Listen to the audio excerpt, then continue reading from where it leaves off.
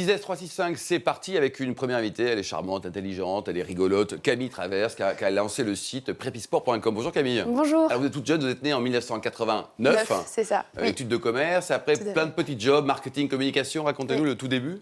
Le tout début, en fait, suite à la fin de mes études à Chicago, j'ai été contactée parce que j'avais fait une candidature spontanée auprès d'une très bonne marque de casques d'équitation qui s'appelle GPA. Donc ça veut dire que ça marche, les candidatures spontanées. Tout à fait. Trouver du boulot sans piston, c'est bien. Exactement. Et donc, il m'a contactée. J'ai terminé mes études fin décembre 2013 et le 15 janvier 2014, j'avais déjà un poste dans le sud, dans les ateliers à Toulon, et j'étais responsable. Équitation, pourquoi? Oui, on m'a dit que vous étiez championne de France de poney. Ah non, pas de Bretagne France, plutôt. Bretagne, c'est pas mal, la Bretagne, c'est déjà presque pas la mal. France, quoi.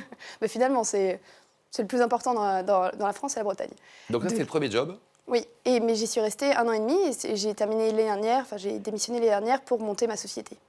Et donc là, c'était en avril dernier. C'est ça, tout à fait. prepisport.com, alors racontez-nous quel est le concept. Alors le concept en fait, c'est que avant, j'avais beaucoup de matériel d'équitation chez moi qui traînait et j'avais pour au moins 5 000 € de matériel dans mon garage et je me suis dit que c'était quand même bête, que je préférais partir en vacances ou faire quelque chose avec ces 5 000 € que je n'allais pas utiliser parce qu'avec les études, c'est très difficile de pouvoir continuer à monter à cheval régulièrement. Je faisais mes études à Paris, j'étais en déplacement assez à l'INSEC, l'école de commerce INSEC. Tout à fait. Et donc j'utilisais un site internet qui s'appelle Vide Dressing pour vendre des vêtements. Et je trouvais que cette initiative était géniale et je pensais que pour certains sports haut de gamme, c'est très important d'avoir ce même système, c'est-à-dire de pouvoir vendre son matériel, d'avoir la sécurité du paiement, qui est très important actuellement avec toutes les arnaques qu'on va fleurir. Donc de là est parti le concept de Prepisport. Et au départ, que pour l'équitation, le matériel d'équitation. Alors, moi, je voulais faire que pour l'équitation. Et comme mon papa était le principal investisseur et que lui... le papa, oui. L'équitation, c'est pas spécialement son sport favori. Il m'a dit que c'était mieux d'élargir à d'autres sports. Il n'a pas tort. Donc, il y a quoi? Il y a le golf aujourd'hui? Il y a quoi? Alors, aujourd'hui, il y a l'équitation et le golf qui sont les principaux. Au tout début, je voulais ouvrir au ski et au tennis, mais je pense que là, je vais faire une modification courant fin d'année et je vais ouvrir plutôt à la voile. À la voile plutôt? Oui, tout à fait. Vous allez quoi? Vendre des skippers d'occasion? Oui, ça peut être des voiles pour le kitesurf. Dès qu'on passe sur quelque chose d'assez spécialisé, je pense que mon système peut réussir à aider les gens à revendre leur matériel. Bon, alors, prepisport.com, c'est génial, mais vous avez des méga concurrents. Ah oui. Le Bon Coin. Pourquoi? Qu'est-ce que vous êtes plus du Bon Coin? Le plus du Bon Coin, alors déjà, le design du site est beaucoup plus joli. C'est que c'est moche, oui. Oui, voilà. Ensuite, c'est surtout que j'ai la sécurité du paiement. Et donc ça, c'est quelque chose qui n'est pas du tout négligeable. Et comment vous assurez la sécurité du paiement? Alors, je passe par une interface qui s'appelle B2Bill. C'est une interface bancaire sur laquelle les gens, lorsqu'ils veulent acheter sur le site, ils payent par carte bancaire ou par virement bancaire ou par chèque.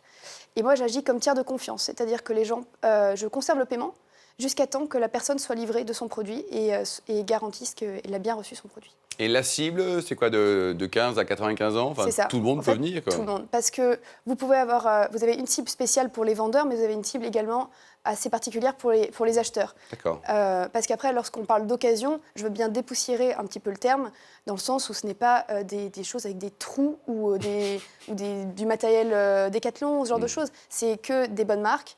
C'est souvent des personnes qui ont... Et ça, comment vous faites? Vous n'allez pas regarder tous les matériaux, tout le monde, là, si?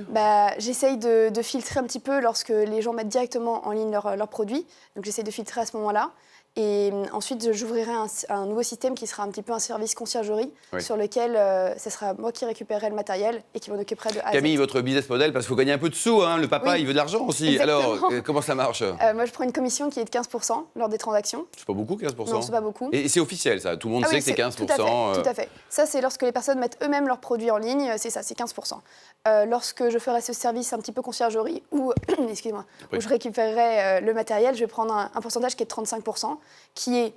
À 35%, là? Elle va devenir chère, la Camille, là. Mais évidemment. Et alors, aujourd'hui, donc le capital de l'entreprise, alors on a compris, il y a papa qui est actionnaire.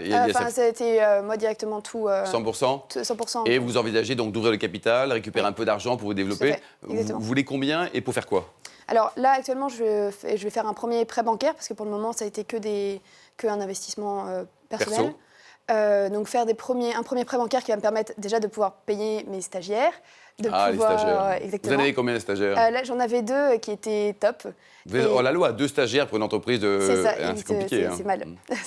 Mais en même temps, quand on est une toute jeune société, moi, je ne me paye pas, je travaille à côté, c'est un petit peu compliqué. Vous avez déjà mis 25 000 € dans l'entreprise? Tout à fait. Et je préfère, on va dire, garder un petit peu d'argent et pour pouvoir faire autre chose, parce que là, je participe à certains événements. Des événements, c'est quand même toujours coûteux, parce qu'il y a Bien tous sûr. les à côté. Et donc... Et l'objectif, c'est de récupérer combien, Camille? Alors là, de faire un premier prêt qui sera entre 25 000 et 50 000 euros, qui va me D'accord. permettre de tenir, je pense, 6 mois, ça serait top. Enfin, Parce qu'un prêt, je vous rappelle, il plus, faut quand même le rembourser. Oui, hein. voilà, C'est un exactement. truc bizarre, mais c'est... Oui. c'est ça qui est le Et plus après, donc, une levée de fonds, une levée de capital pour récupérer quoi, 300-400 000 euros pour C'est être ça. plus à l'aise, pour se développer, quoi. Exactement. Embaucher et puis avoir une vraie Exactement. pérennité. Tout à Quoi. fait, tout à fait. Vous nous rappelez l'adresse du site, alors? Ça s'appelle prepisport.com. On marque une petite pause et puis ensuite, on se retrouve pour parler avec Eric Gaborio de rugby, de reconversion des joueurs.